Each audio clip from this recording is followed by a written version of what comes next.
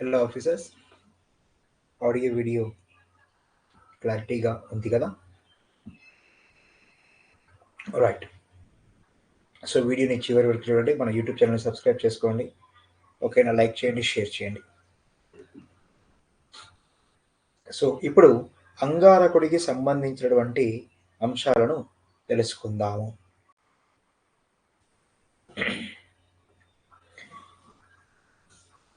So అంగారకుడిని మనం ఇక్కడ కుజుడు అని కూడా పిలవటం జరుగుతుంది.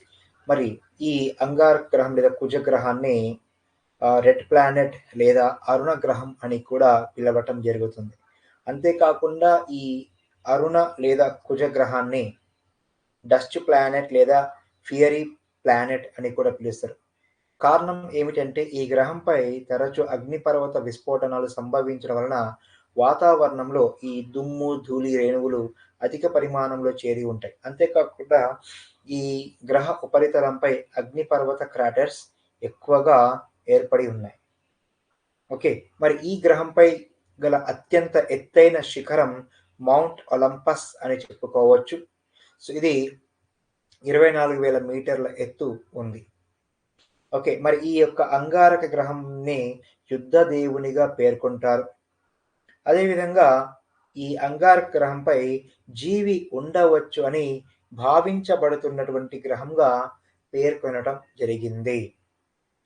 ఓకే, మరి అంతేకాకుండా దీని అక్షము ఆత్మ భ్రమణము, ఓకేనా, దిన ప్రమాణము భూమిని పోలు ఉన్నందువల్ల ఋతువులు మరియు రాత్రింబవళ్ళ తేడాలు భూగ్రహం మీద సంభవించినట్లే దీని మీద కూడా సంభవిస్తూ ఉంటాయి. ఓకే, ఈ గ్రహం యొక్క ఆత్మ భ్రమణ కాలం అంటే భ్రమణ కాలం 24 గంటల 37 నిమిషాలు. అదేవిధంగా పరిభ్రమణ కాలం విషయానికి వచ్చేస్తే 687 రోజులు. మరి ఈ అంగారక గ్రహం లేదా కుజ గ్రహంకి ఉపగ్రహాలు 2 ఉన్నాయి. ఒకటి ఫోబస్, రెండవది డెమోస్ అని చెప్పుకోవచ్చు. మరి ఈ గ్రహం పైనే జీవరాశిని పరిశీలించేందుకు 2011 నవంబర్ 26న అమెరికా వారు క్యూరియాసిటీ అనే ఈ అంతరిక్ష నౌకను పంపటం జరిగింది. సో ఇది అంగారక గ్రహానికి సంబంధించినటువంటి విషయాలు. ఆ తరువాత బృహస్పతికి సంబంధించినటువంటి విషయాలు. ఓకేనా, గురుడు సౌర కుటుంబంలో అతిపెద్ద గ్రహము మరియు అతి బరువైనటువంటి గ్రహము ఏది అంటే బృహస్పతి అని చెప్పుకోవచ్చు. దీనినే నక్షత్ర గ్రహం అని కూడా పిలుస్తారు. ఇది సౌర కుటుంబంలో అతి తక్కువ ఆత్మ భ్రమణ కాలం కలిగి ఉంది. ఓకేనా, ఎంత అంటే 9 గంటల 50 నిమిషాల్లో ఓకేనా తన యొక్క ఆత్మ భ్రమణాన్ని పూర్తి చేసుకోవటం జరుగుతుంది. కారణం ఏమిటంటే ఈ గ్రహం యొక్క కోణీయ ద్రవ్య వేగం అధికంగా ఉండడం అని చెప్పుకోవచ్చు. మరి ఈ యొక్క గురుడు లేదా బృహస్పతి గ్రహాన్ని ruler of god and heaven అని పిలుస్తారు. ఏమంటారు? Ruler of god and heaven అని పిలుస్తారు. అంతేకాకుండా ఎర్రటి మచ్చలు గల గ్రహంగా పిలవడం జరుగుతుంది, గ్రేట్ రెడ్ స్పాట్. మరి దీని వాతావరణం ఓకేనా హైడ్రోజన్ దాదాపు 90% ఉంది వాతావరణంలో. తర్వాత అమోనియా, మీథేన్ లాంటి విషపూరితమైనటువంటి వాయువులతో కూడుకుని ఉంది. అందువలన దీనిని గ్యాస్ జైంట్ అని పిలుస్తారు. సౌర కుటుంబంలో 2వ అత్యధిక ఉపగ్రహాలు గల గ్రహం బృహస్పతి. ఓకేనా, 79 ఉపగ్రహాలు కలిగి ఉంది. అందులో ముఖ్యమైనవి గనిమేడ, ఓకేనా, క్యాలిస్టో, యూరోఫో, ఐఓ లేదా ఈఓ. దీని ఉపగ్రహాల్లో అతిపెద్దది గనిమెడ అని చెప్పుకోవచ్చు. అంతేకాదు ఇది సౌర కుటుంబంలో కూడా అతిపెద్ద ఉపగ్రహం. ఓకే, సో మరి అంతేకాకుండా ఈ బృహస్పతికి సంబంధించిన అంశాలు గమనిస్తే బలమైన అయస్కాంత క్షేత్రం గల గ్రహంగా ప్రసిద్ధికి ఎక్కడం జరిగింది. ఓకే, సో ఇది బృహస్పతి గురుడికి సంబంధించినటువంటి అంశం. తర్వాత శని లేదా సాటర్న్, దీనిని సౌర కుటుంబ మణిహారంగా పిలుస్తారు మరియు గాడ్ ఆఫ్ అగ్రికల్చర్గా కూడా పేర్కొంటారు. దీనిని అందమైన గ్రహం అని కూడా చెప్తారు. కారణం దీని చుట్టూ దుమ్ము ధూళి రేణువులతో కూడినటువంటి 3 అందమైనటువంటి వలయాలు అలంకరణ వస్తువుల వలె ఏర్పడి ఉండడమే.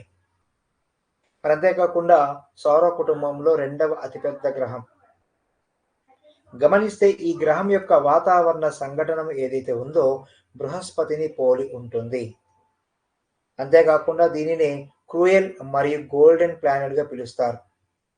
అంతేకాకుండా సౌర కుటుంబంలో అత్యల్ప సాంద్రత గల గ్రహం అని చెప్పుకోవచ్చు. అదేవిధంగా సౌర కుటుంబంలో మొదటి అత్యధిక ఉపగ్రహాలు గల గ్రహం శని 82, బృహస్పతి లేదా గురుడికేమో 79. ఓకేనా. అంగారక గ్రహానికి ఎన్ని 2 ఉన్నాయి. ఓకేనా. అదేవిధంగా భూమికి 1, రైట్.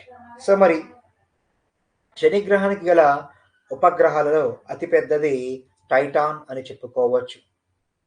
ఓకే. సో దీనిని సౌర కుటుంబంలోని రెండవ అతిపెద్ద ఉపగ్రహంగా పరిగణిస్తారు. దీని వాతావరణం ఆరెంజ్ వర్ణంలో కనిపిస్తున్నందున దీనిని ఆరెంజ్ గ్రహం అని కూడా పిలవటం జరుగుతుంది. ఆ తరువాత వరుణుడు. దీనిని గ్రీన్ ప్లానెట్ మరియు గాడ్ ఆఫ్ ది స్కై అని పిలుస్తారు. ఓకేనా. కారణం ఈ యొక్క గ్రహ వాతావరణంలో మీథేన్ వాయువు అధికంగా ఉంటుంది. ఓకే. శుక్రగ్రహం లాగా ఇది తూర్పు నుండి పడమరకు భ్రమణం చేస్తుంది.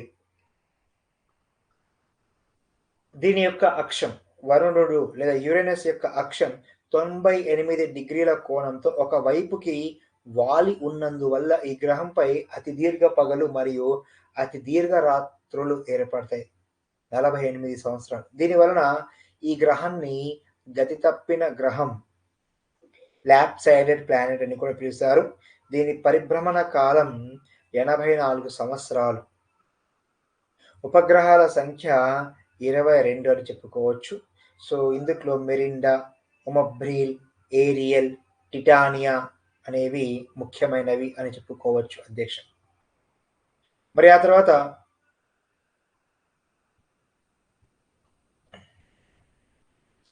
ఇంద్రుడికి సంబంధించినటువంటి అంశాలు. నెప్ట్యూన్.